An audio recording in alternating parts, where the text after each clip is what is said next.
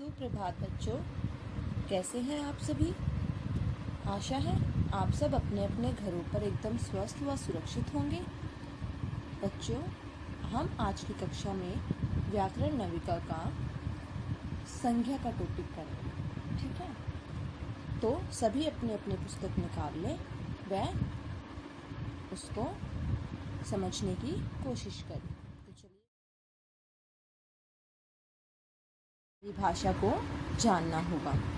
तो देखते हैं संज्ञा कहते किसे हैं। संज्ञा की परिभाषा किसी व्यक्ति, वस्तु, स्थान, प्राणी या भाव आदि के नाम को संज्ञा कहते हैं। संज्ञा क्या होता है बच्चों? संज्ञा किसी व्यक्ति का, वस्तु, स्थान या फिर प्राणी या फिर भाव आदि के नाम को हम क्या कहते हैं? संज्ञा कहते हैं। जैसे मेज, मधु, आग, दीपावली आदि, ठीक है। तो ये सब क्या दिखा रहे हैं? ये हमारे संज्ञा को दर्शा रहे हैं, ठीक है। संज्ञा क्या कहते हैं? किसे कहते हैं? किसी व्यक्ति, वस्तु, स्थान, प्राणी या भाव आदि के नाम को हम संज्ञा कहते हैं, ठीक है। चलिए अब देखते हैं संज्ञा के भेद के बारे में पढ़ते हैं। संज्ञा के 3 भेद होते हैं बच्चों। संज्ञा के कितने भेद होते हैं?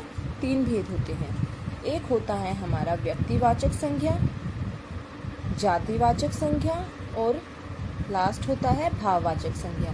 संज्ञा के कितने भेद होते हैं? 3 भेद होते हैं। व्यक्तिवाचक संज्ञा, जातिवाचक संज्ञा और भाववाचक संज्ञा। तो पहले जानते हैं हम व्यक्तिवाचक संज्ञा के बारे में। उदाहरण से देखते हैं। राम घूमने जाता है। व्यक्तिवाचक संज्ञा में बच्चों देख रहे हो आप, राम जो है हमारा व्यक्ति है, ये हमारा व्यक्ति है, तो ये व्यक्तिवाचक संज्ञा होती है, ठीक है। व्यक्तिवाचक संज्ञा क्या होती है? पहले एक बार व्यक्तिवाचक संज्ञा की हम परिभाषा देखेंगे। किसी विशेष व्यक्ति, प्राणी, वस्तु या स्थान के नाम को, किसके? किसी व्यक्ति के, किसी प्राणी के, किसी वस्तु का नाम या फिर किसी स्थान का नाम, उन सब को हम क्या कहते हैं बच्चों? उन सब को हम व्यक्तिवाचक संज्ञा कहते हैं। जैसे इसमें जो है आपने देखा, राम घूमने जाता है। राम जो है हमारा क्या है?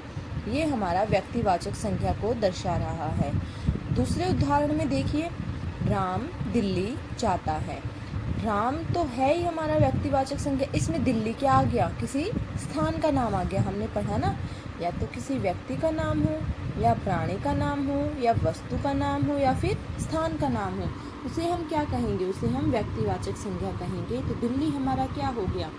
व्यक्तिवाचक संज्ञा को दिखा रहा है, ठीक है। जैसे एक और उदाहरण देखिए, यह मेरठ नगर है। तो मेरठ क्या है? किसी स्थान का नाम है। तो ये क्या हो गया हमारा? ये हो गया हमारा व्यक्तिवाचक संज्ञा, ठीक है। अब पढ़ते हैं हम संज्ञा के दूसरे भेद के बारे में, जिसका नाम है जातिवाचक संज्ञा। जातिवाचक संज्ञा बच्चों, जैसे कि नाम से ही पता चल रहा है, जो हमें किसी जाति के बारे में या फिर किसी समूह के बारे में बताता है, उसे हम क्या कहेंगे? जातिवाचक संज्ञा। तो जातिवाचक संज्ञा क्या होती है? जो संज्ञा शब्द किसी व्यक्ति, वस्तु, स्थान को ना बताकर क्या बताए? उसकी पूरी जाति का बोध कराए या फिर उसके पूरे समूह का बोध कराए, उसे हम क्या कहेंगे? जातिवाचक संज्ञा कहते हैं। जैसे कि बालक, मतलब किसी एक अकेले बालक के बारे में बात नहीं हो रही। माता पिता, मंदिर, डॉक्टर, मतलब सभी समूह रूप में इनका प्रयोग होता है। जैसे उदाहरण से समझते हैं बच्चों, देखिए, सीता फल खाती है। फल जो क्या हो गया? हमारे सभी फल, जैसे आम, केला, अंगूर, चीकू, जितने भी फल हैं वो इस फल के अंतर्गत आ गए। ये क्या दिखा रहा है? सभी फलों का समूह, ठीक है। किसी एक अकेले फल का नाम ना लेकर सभी का इसके अंतर्गत, सभी फल जो है इसके अंतर्गत आ गए। सीता फल खाती है, हमें नहीं पता वो कौन सा फल खाती है, पर है वो क्या? फल है, ठीक है। तो दूसरा देखिए, सीता आम खाती है। यहाँ क्या हो गया बच्चों? सीता आम खाती है। यहाँ पर फल का नाम बता दिया गया है, समूह ना बताकर क्या बता दिया गया है, किसी फल का नाम बता दिया गया है। तो ये हमारा किसके अंतर्गत आ जाएगा, ये हमारा आ जाएगा व्यक्तिवाचक संज्ञा के अंतर्गत, क्योंकि उन्होंने बोल दिया सीता आम खाती है। तो आम क्या हो गया, किसी वस्तु का या कुछ भी लगा लें आप, ये जो है उन्होंने अकेले आम के बारे में ही बात हो रही है, तो ये आ गया व्यक्तिवाचक संज्ञा के अंतर्गत। पर अगर यदि फल आएगा तो वो क्या आ गया, वो आ गया हमारा जातिवाचक संज्ञा के अंतर्गत। ठीक है, तो इसका एक अब हम जो है इसका तीसरा भेद पढ़ेंगे, जो है हमारा भाववाचक संज्ञा। ठीक है, भाववाचक संज्ञा क्या होता है बच्चों, जिससे किसी हमारे जो भाव हैं उनके बारे में पता चलता है। अब हमारे भाव कौन कौन से होते हैं, खुश होना, रोना, दुखी, उदास, ये सब क्या है, ईमानदारी, ये सब क्या है, हमारे भाव हैं।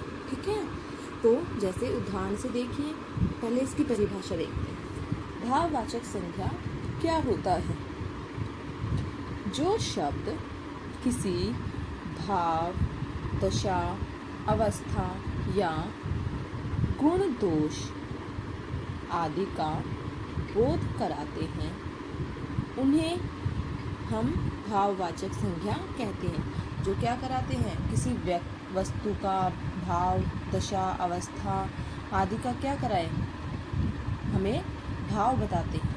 ठीक है, जो शब्द किसी भाव, दशा, अवस्था या गुण, दोष आदि का बोध कराए उसे हम भाववाचक संज्ञा कहते हैं। जैसे उदाहरण से समझते हैं, मौसम अच्छा है।